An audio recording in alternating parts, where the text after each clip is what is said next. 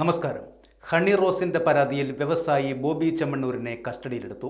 വയനാട്ടിലെ റിസോർട്ടിൽ നിന്നാണ് എറണാകുളം സെൻട്രൽ പോലീസ് ബോബി ചെമ്മണ്ണൂരിനെ കസ്റ്റഡിയിലെടുത്തത്. ഒളിവിൽ പോകാനായിരുന്നു ബോബി ചെമ്മണ്ണൂരിന്റെ ശ്രമം. അതിന് പിന്നാലെയാണ് പോലീസ് കസ്റ്റഡിയിൽ എടുത്തിരിക്കുന്നത്. ഉടനെ ബോബി ചെമ്മണ്ണൂരിനെ കൊച്ചിയിലേക്ക് കൊണ്ടുവരുമെന്നാണ് അധികൃതർ വ്യക്തമാക്കുന്നത്. പരാതി നൽകി 24 മണിക്കൂറിനുള്ളിലാണ് ബോബി ചെമ്മണ്ണൂരിനെ കസ്റ്റഡിയിലെടുത്തത്.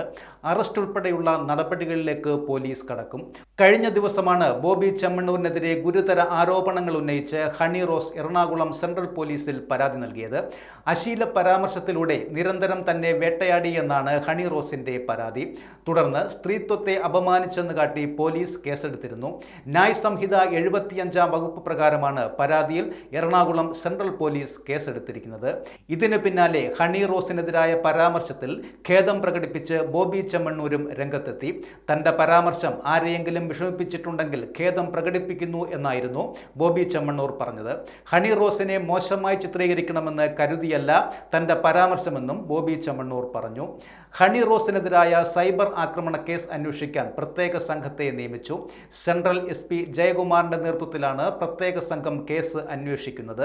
3 വനിതാ ഉദ്യോഗസ്ഥരടങ്ങുന്ന 10 പേരുടെ അന്വേഷണ സംഘമാണ് രൂപീകരിച്ചിരിക്കുന്നത്. സൈബർ സെൽ അംഗങ്ങളും അന്വേഷണ സംഘത്തിൽ ഉണ്ട്. നേരത്തെ നടിക്കെതിരെ അശ്ലീല കമന്റിട്ട 30 പേർക്കെതിരെ എറണാകുളം സെൻട്രൽ പോലീസ് നേരത്തെ കേസെടുത്തിരുന്നു. ഇതിൽ ഒരാളെ അറസ്റ്റ് ചെയ്യുകയും ബാക്കിയുള്ളവർക്കായുള്ള അന്വേഷണം ഊർജിതമാക്കിയിട്ടുമുണ്ട്.